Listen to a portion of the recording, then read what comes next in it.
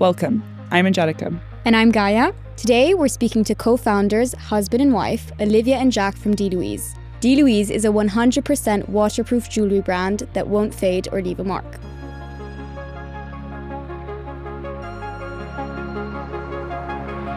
Thank you so much for coming. Thank you for having us. Jinx. Can you tell us about your brand? Yeah, definitely. So we co-founded a company called D.Louise, which is a jewellery brand that you never have to take off. And yeah, we've been growing it and scaling it for the last 4 years. Can you tell us a bit about the backstory? So why you decided to, found a jewellery brand, where the name comes from, all of that? Yeah, of course. So I don't know how your guys' COVID was, but mine was very interesting to say the least.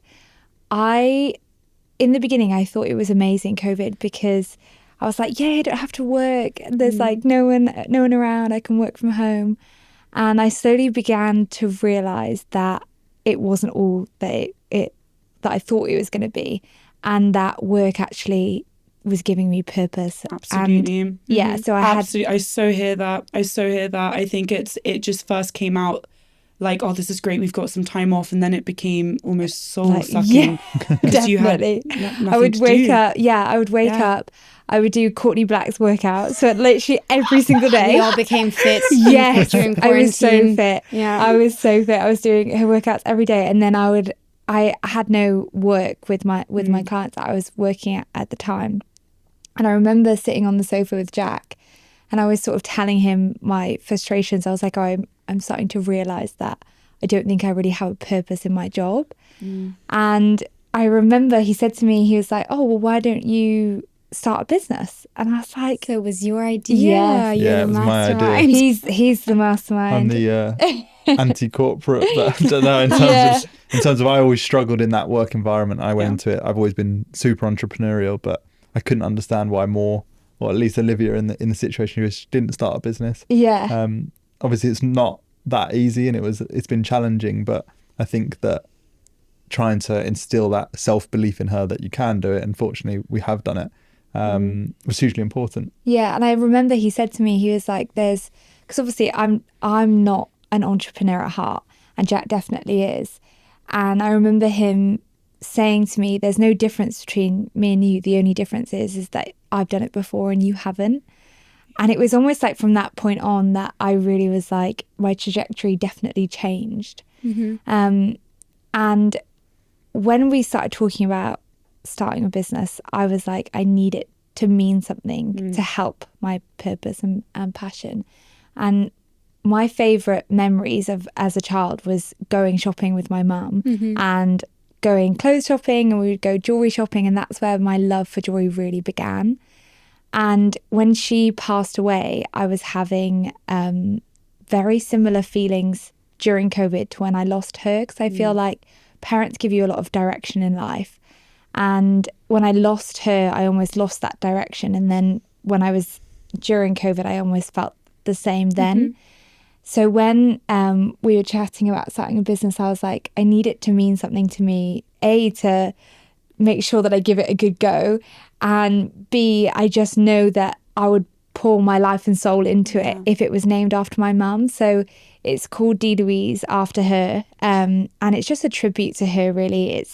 It's my guiding light, I guess, and it really inspires me every day that when we are going through hard times or we are struggling, I know I've got that like higher purpose and passion sort of like pulling me towards it. So it definitely, being called D.Louise definitely helps me when things are getting tough.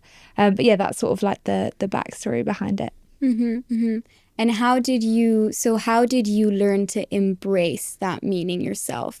Yeah, so I remember Liv said, so coming up with names, trying to think of the brand. I think at this point we decided we were going to sell jewellery. Liv's thinking, oh, it's going to be really pretty. And I'm thinking, it's really easy to ship, like high gross margins. Sounds like a good quantitative business. Thinking. Yeah, so we were thinking of it from totally different lenses. And then she was like, I think I'm going to call it D.Louise. And I was like, oh God, like I can't let this fail then. So at this point, like, pressure I suppose to I'm all in. succeed. Yeah, pressure to do like the boat's been burned and we have to give this our best shot, which we always would have. But as Liv said, it does tie, and it forces you to think in probably the correct way in terms of thinking long term with the brand and trying to make decisions in that way. But yeah, it was.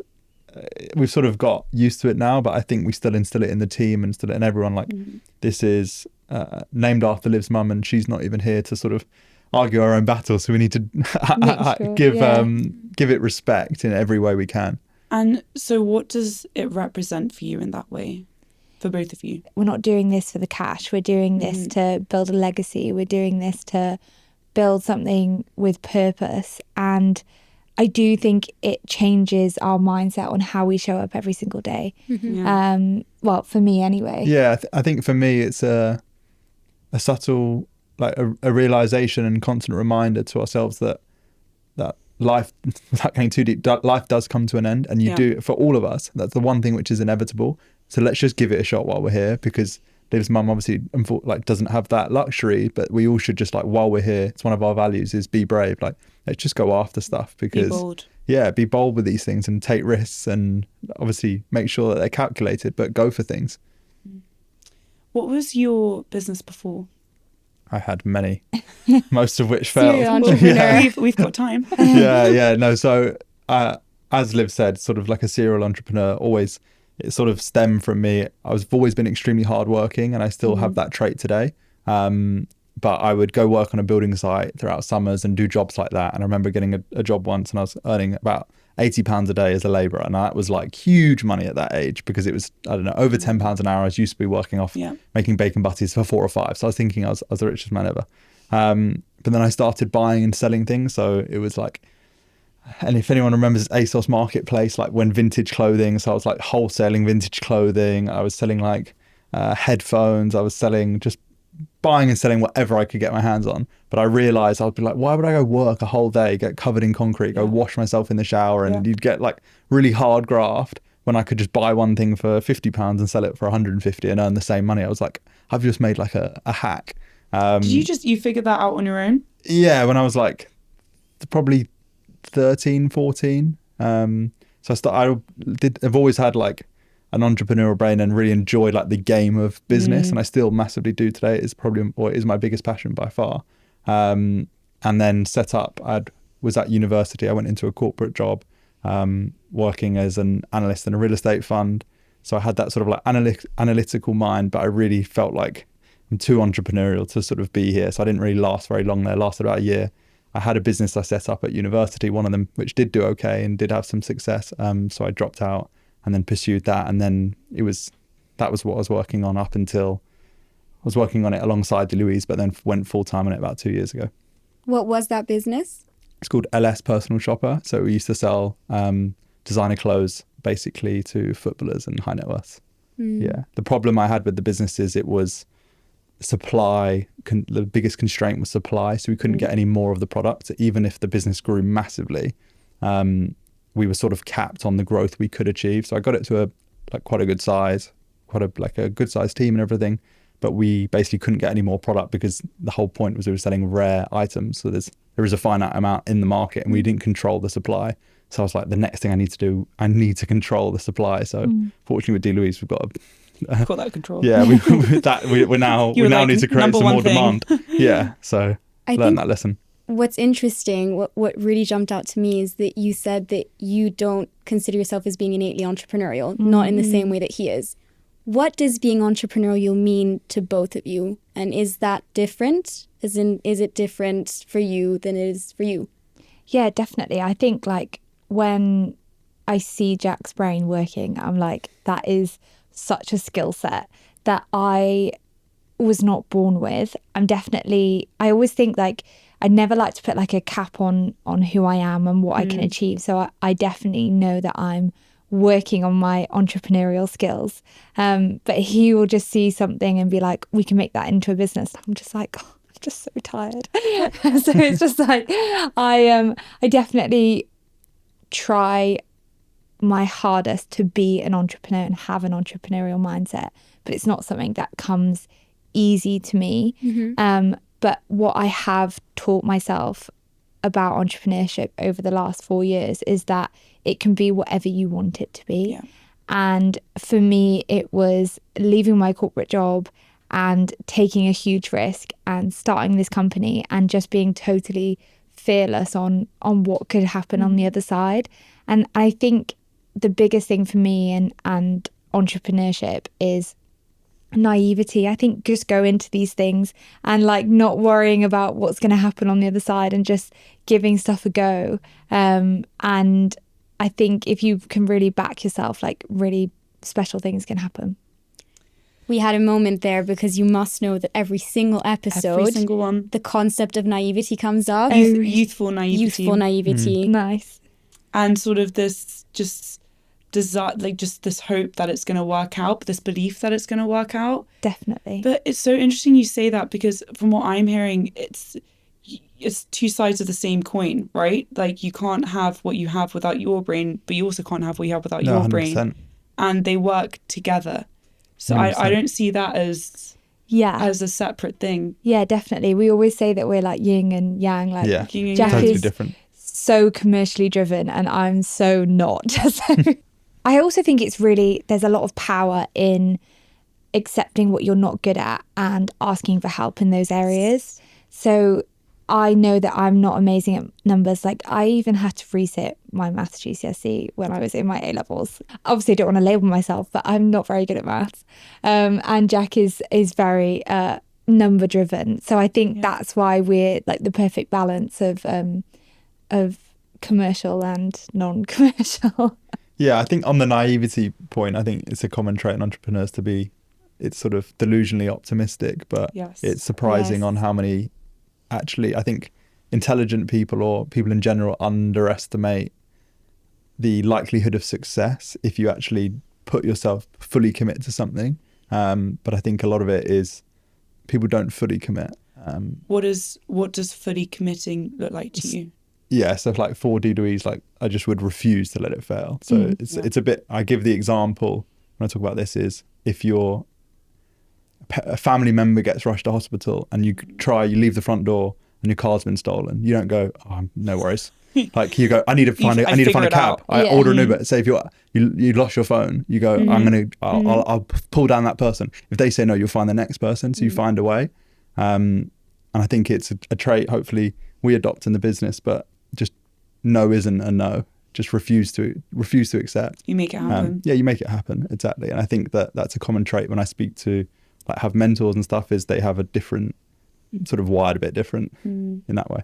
Who are your mentors?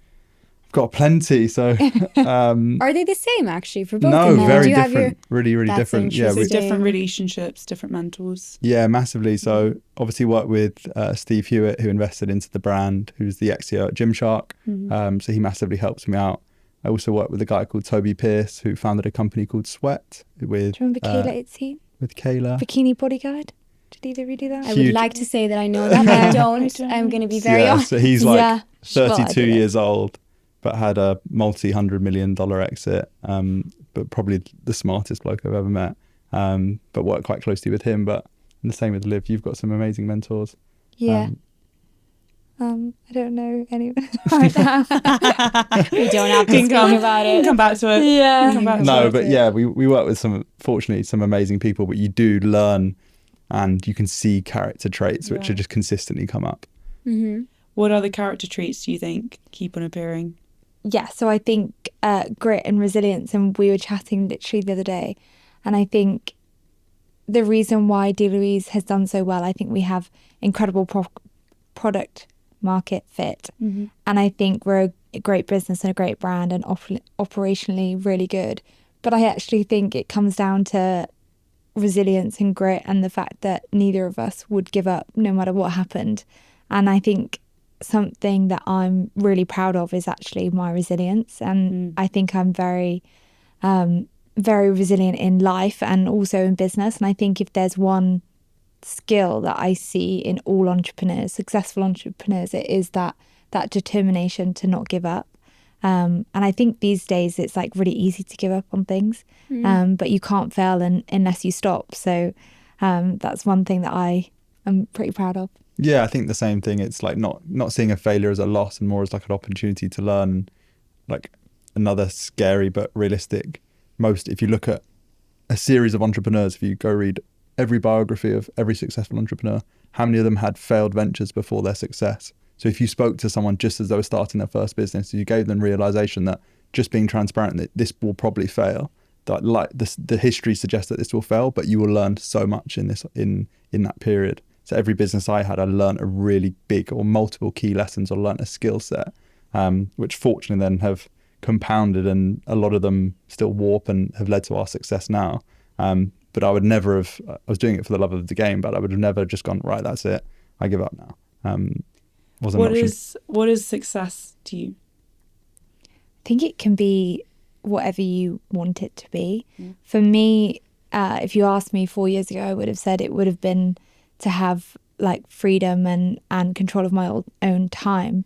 But now starting a business, I don't have any of that. No time. Yes, I have But no you give time. it away willingly. Yes, exactly. Yeah, I think success for me is finding happy in every day. Like my favorite days are when we're at home in our flat and we have no plans, and I wake up and I'll put a wash on and I'll do the dishes and just be at home and be really normal. And I think for me, success is being content in those times. And I think it's great having those podcasts and photo shoots and that glamorous life that you see on Instagram, but actually success to me is what happens when you're not posting on Instagram, and what happens like in your day-to-day life that you're really happy with. Because I guess then that's in the moments of calm, and if Yeah. you're happy in the moments of calm, I think that's a real sign of contentment Yeah. and fulfillment. Definitely. Yeah. Yeah, You? I think for myself, I went on everyone sort of goes on their own journey with it, but I used to have the mindset of exactly what I still do, but like I'll do anything it is to succeed in business. But I think at times it'd be at the detriment of my own sort of happiness, health, everything in terms of like work ethic. So I think I'm sort of at the age where I'm taking a bit of a shift and do want to tie into other things, but it's definitely not, at least for us, like a financial figure or valuation. I think the biggest thing for me is that I see entrepreneurship and business, at least being a founder, as a great vehicle for personal development, because you're sort of forced, as the business gets bigger, we need to get better at management, and we need to continuously learn new skills, and we're continuously trying to learn off people who've been and done what, so we're forced to progress.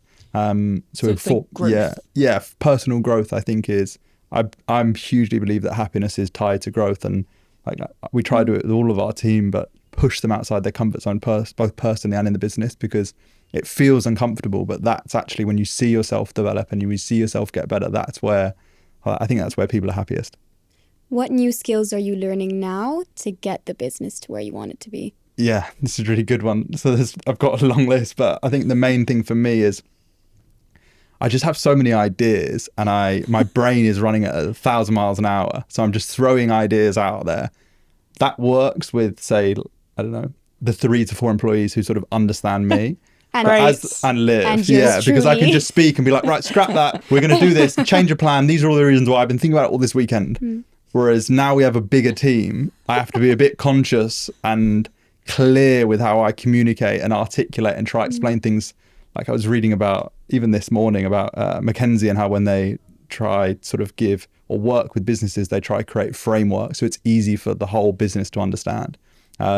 Whereas I've sort of just, my communication style was just like word vomit almost. Everything going on my brain, see what sticks, and hopefully that's enough to convince them. Whereas now I'm trying to be more articulate with what I say in front of the team. Do you guys brainstorm a lot at home? Does this happen a lot at home? Yes. What's the line between work and personal?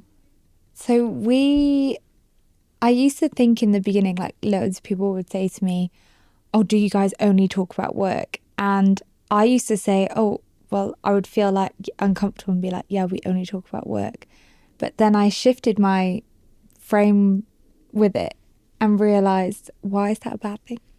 So we do talk about work. We do talk about other things, though. We do talk about other things. Yeah. We do talk about work a lot, and I don't really think that there is like a line that gets crossed, because it's all just so integrated with each other.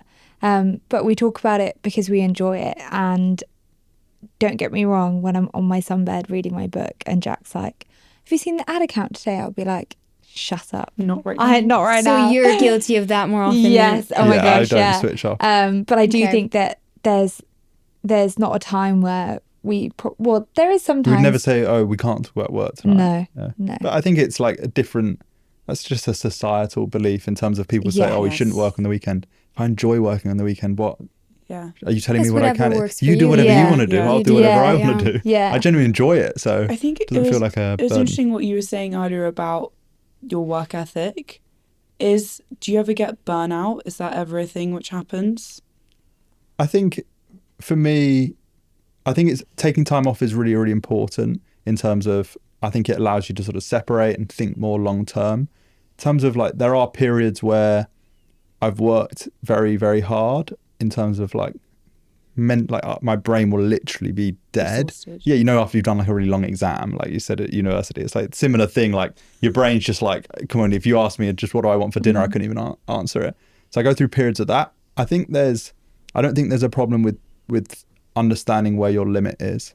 And I think there is this whole like persona in today's society that, oh, you don't need to work hard and you can run a business on 3 hours a day and all that stuff. But if you do, again, like on the reading thing, like if you read any biography of anyone who's achieved anything, work ethic is, Number do you know what I one. mean? Yeah, it's like the devil's in the detail. It's easier if you enjoy it, so it doesn't feel like work. I think for me, I view it as like seasons. So I know that I have seasons of working really hard and then I have seasons of being able to take off. And I am definitely in a season of working hard. But I just know, I think it's about shifting your mindset around like burnout. And it's like, right, I have to work hard for the next 3 weeks and give it my all. But then it means that I can pull back a little bit in the weeks after that. Like we've got Walk and Talk coming up, which is a charity walk where I have to walk 6 marathons in 6 Amazing. days, That's which is insane. really exciting. And I'm pushing really hard at the minute. And it's tricky to be like, oh, I think I'm on the verge of burnout, because I think you push to your limits and then your limits get bigger and bigger. So currently I'm pushing to my limit. And I just know that like I just need to get through the next 3 weeks and then I can really then take a step back. So I think it's about understanding yourself, understanding when working hard is really important for your business and your personal development. But then also realizing that, yeah, you do probably need to take a few days off after like a big I think campaign. as well, people underestimate. You're seeing it now more with like people running.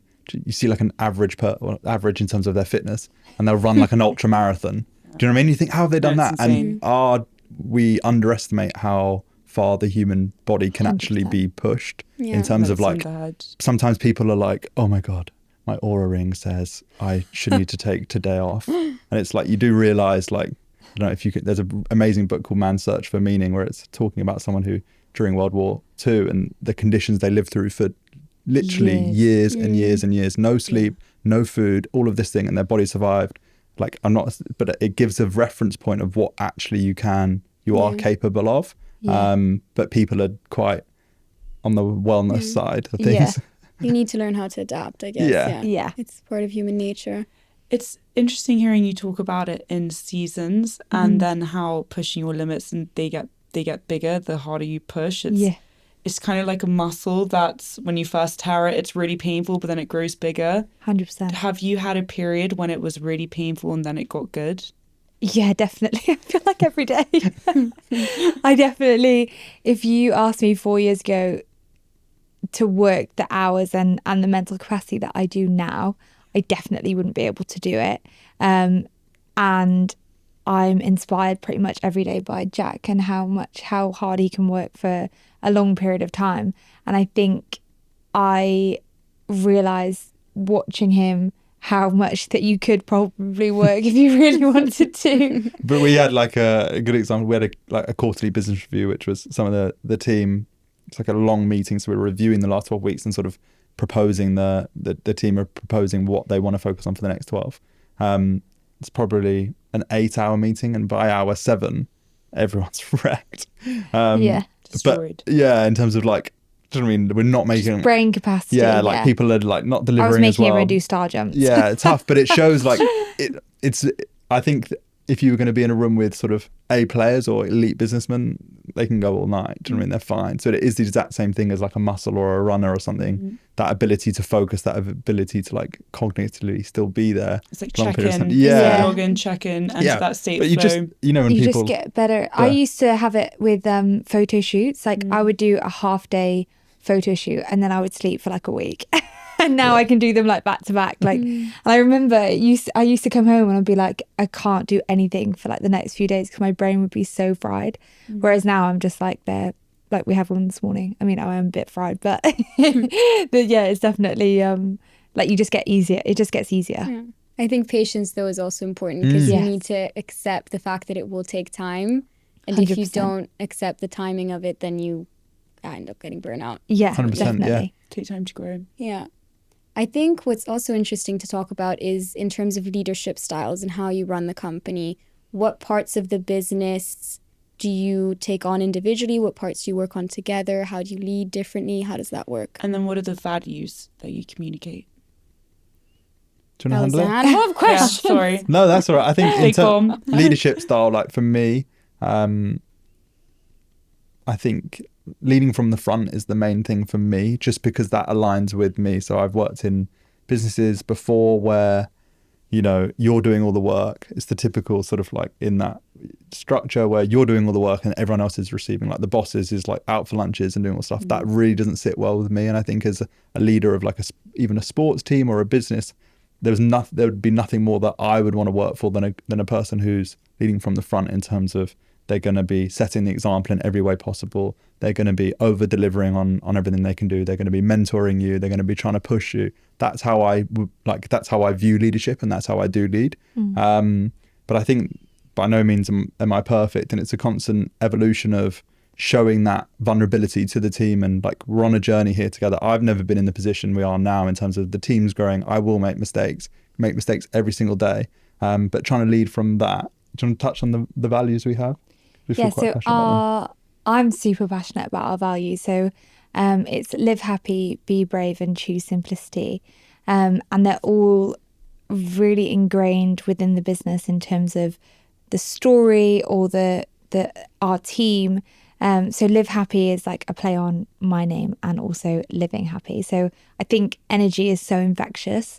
Yeah. And if you are positive and you come in every day, and I get that some days that you are going to have a bad day, and that's absolutely fine. Yeah. But it's like showing up for yourself and your team, even when you don't feel like it, is so powerful. Just even in terms of like mindset and making yourself show up every day as the best version of you. Be brave is one that I probably do every day, think about every day, and encourage the team to do every day. Like, we are trying to do something really difficult, and it's not going to feel easy, and every decision is probably going to be a big decision. So it's about just being brave and pushing yourself out of your comfort zone, in terms of anything, if like shoots or campaigns. Like, we just went to New York, like that was so out of all of our comfort zone, and I probably don't think we would have done that without that value of being brave. And then lastly is choose simplicity, and this one is all about trying to focus on the things that really matter. I think when you're a business or a startup, there is 1,000,001 things that you can be doing, and there's 1,000,001 things on your to-do list, and it's about focusing on the foundations and the fundamentals of the business, because we don't want to build a business on sand. So it's choosing what is really going to help you in the beginning, setting those foundations. And I think that one, we probably go off piece the most with that, because we try to do a lot. But yeah, whenever we have like an idea, we always like choose simplicity, and then it's like, okay, no, we need to focus on the core. What are these fundamentals? What are these core values? I think of the business, I think we have very sleek operations. I think you can order from our website in the UK up to 8:00 at night and get it the next day. And I think Amazon has obviously set the standard for that. But I order something online now from like a big corporation. It doesn't come for like 7 days, and I'm fuming. So I'm just like, I'm so impatient. And I think everyone's becoming more and more impatient. Yeah. And I think it's about, people don't realize how incredible it is for a business to have good customer service. Of course, it goes so far. So far. It goes so far. If you reply, when on Instagram, if a business replies back to your comment, sends you a DM, it goes so far. And I think lots of that can be overlooked. And I think we pride ourselves on our customer service. Like our Trustpilot is 4.8. Sometimes it goes up to 4.9. Cool. And I'm very, very proud of that. And I think lots of entrepreneurs love all the shiny magpie stuff that looks good on Instagram. But if you actually really look after your customers, they're your biggest cheerleader at the end of the day. So the customers are core at everything that we do. And I think if you can nail down that service and how you look after them, the rest sort of falls into place. I also think good product as well. Yeah. I think for me, it's like the basics, which is like starting with an exceptional product, having a really good way or a clear system to acquire those customers. And then once you've generated the demand, how you can actually get the product to them in a smooth way. But I think it's not talked about in business enough, as Liv sort of touched on, but we internally call it like operational efficiency, which isn't just in terms of getting them the customer, but it's how the whole business runs. And I think when I speak with other business owners, and it's just a common problem you have is, say you're tracking under where you want to be, you press loads of buttons and you're doing events and you're doing these things and you don't actually know what led to your success. So it's having a real sort of like understanding of, okay, well, this is what works. These are the levers we can pull, like having like the mindset we try build it through is the business as a machine. So we want to try build it so it's a way it can operate not without us, but it can just run like clockwork, and it shouldn't feel like stress. It should run like a sort of a well-oiled machine. With your customer, how did you understand what they want? So I am the customer. Yeah. So I basically just in the beginning just did everything that I would want, and turns out there was a lot of people like me out there. Wow. So and we still very much are core to that, and we don't release anything unless I absolutely love it, or it now branches out to the team, and if the team don't love it, because obviously it can't all be led on my opinion, but yeah, it's about believing in what we're doing. And I'm a super authentic person, and I will never lean in or do something that I don't truly believe in. And I think that is really been sort of our brand superpower. So how does Instagram factor into that? Because obviously building a community nowadays is very much linked to social media, and it is quite hard to be perceived as authentic on a platform like Instagram. So how does that work for you guys? I think for me, I'm just myself. We were literally talking about this the other week, where obviously my personal brand is growing alongside the actual brand, and I have realised that I can only be me. So I'm not very good at lying. I'm not very good at showing up as someone that I don't believe in. So it's about focusing on, right, what do I know? What do I enjoy? And what do I really believe in? And then leaning into that versus, like I always say, I'm not going to be the best person to give you business advice. I obviously know a lot about the business, but I can give you advice on how to be resilient and how to have grit and how to persevere and shift that mindset. And I always say, you can't choose what happens to you in life, but you can choose how you react to it. And for me, not getting away from that, not leaving that is really important. So I'm not going to show up on Instagram and try and tell you about your P&L, but I will show you how to have a good positive mindset. Did you always know to just be yourself? I think I did accidentally. So I'm just very authentic as a person, and I think it just happened naturally that I was like, I'm just going to show up as me, and if they don't like me, they don't like me. Because I always think if you just show up as yourself, you can't really go wrong. And the people that do get caught out are the ones that are trying to be someone else. So yeah, I think that is, for me, that's incredible, because I think that is something that really holds people back. It's just being themselves.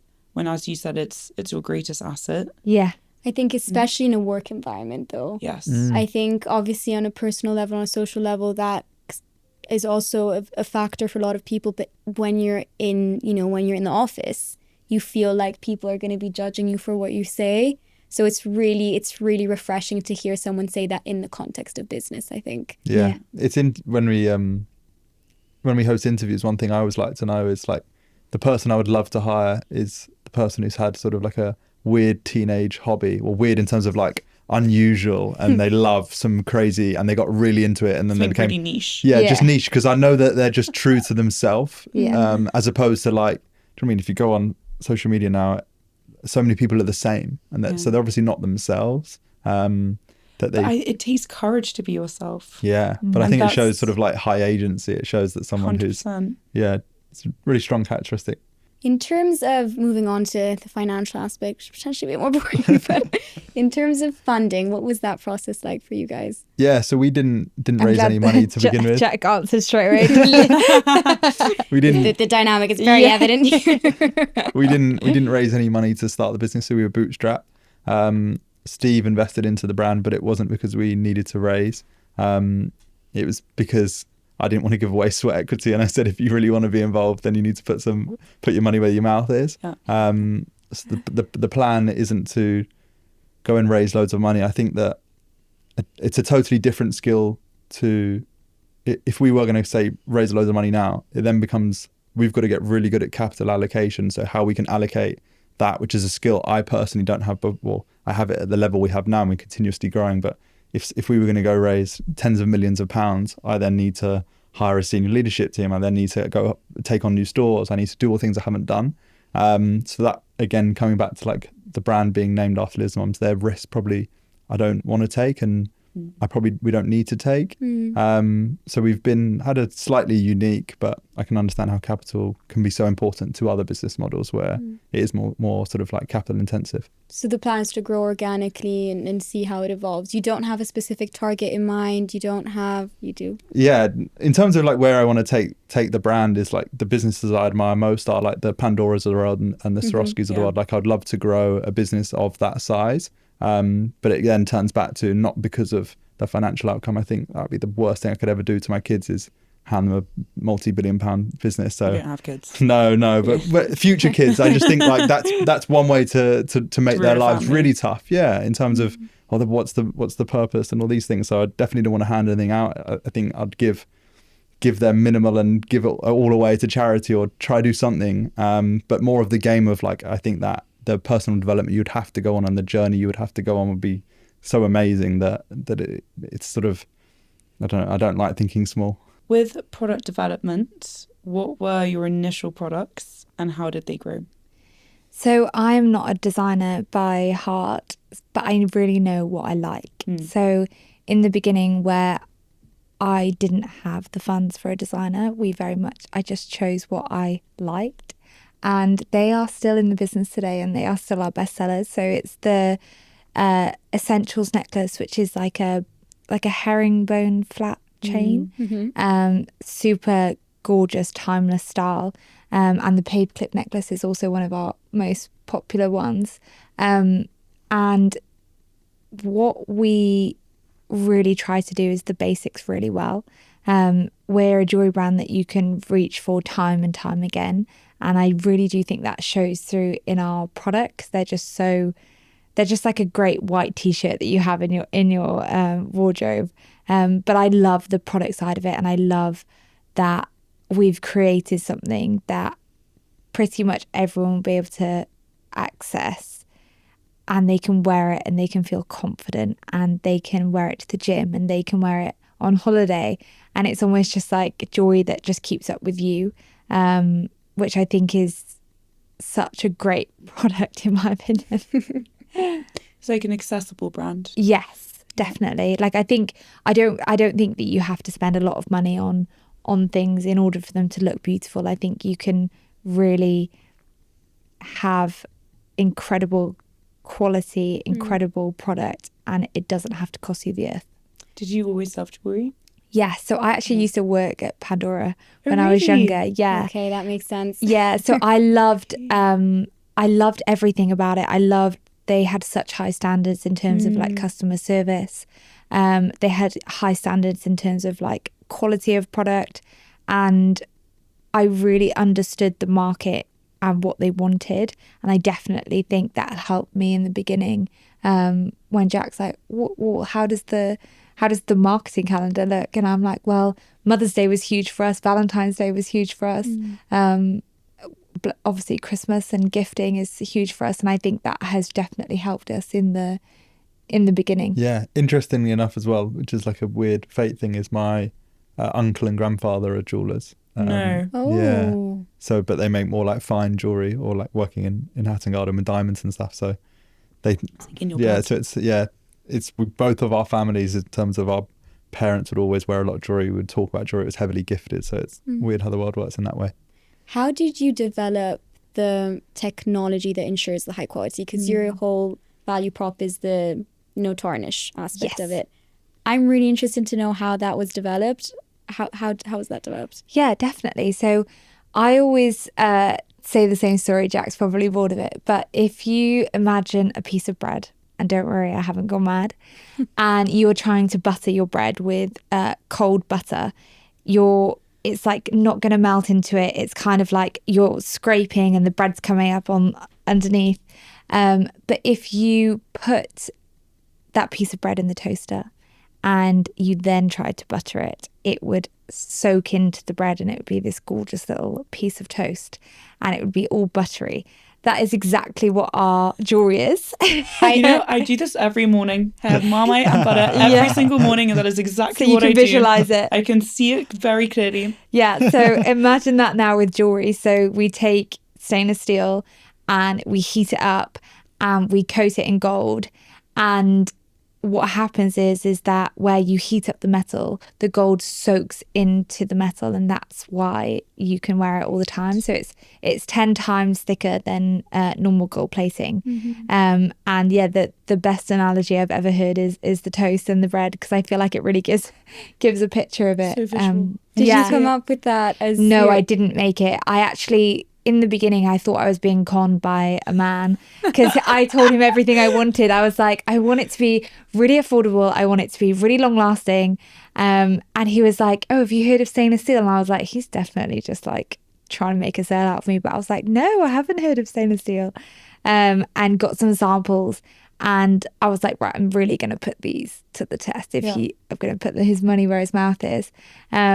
And they were just really living up to expectations, because for me, it's like, that has been a problem for me my whole life. It's a huge issue. Yeah. And I was just like, I can't go and like back to that authenticity thing. I was like, I can't have a brand that I don't believe in and that I can't wear it all the time, because that was a really important aspect to me.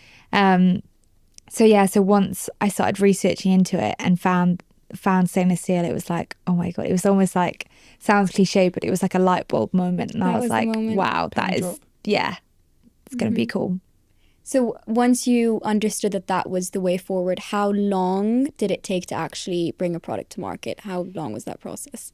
So I think I believe it was about maybe 3 or 4 months. So I remember it was September that we had the idea of starting the business, then we launched in the January. But even if you look back now, like launching in January is such a stupid idea for a new business. No one has any money. So literally going back to that naivety, I was just like, yeah, let's launch in Jan. Like, had no idea that would be like the worst trading month of the entire year. So that shows that there is no right time to launch a business, because if I had spoken to someone, they would have been like, oh, never launch in January. Right. So don't listen to anyone, just go for it. Well, thank you so much, Olivia and Jack, for coming today. This has been incredible. Thank you so much.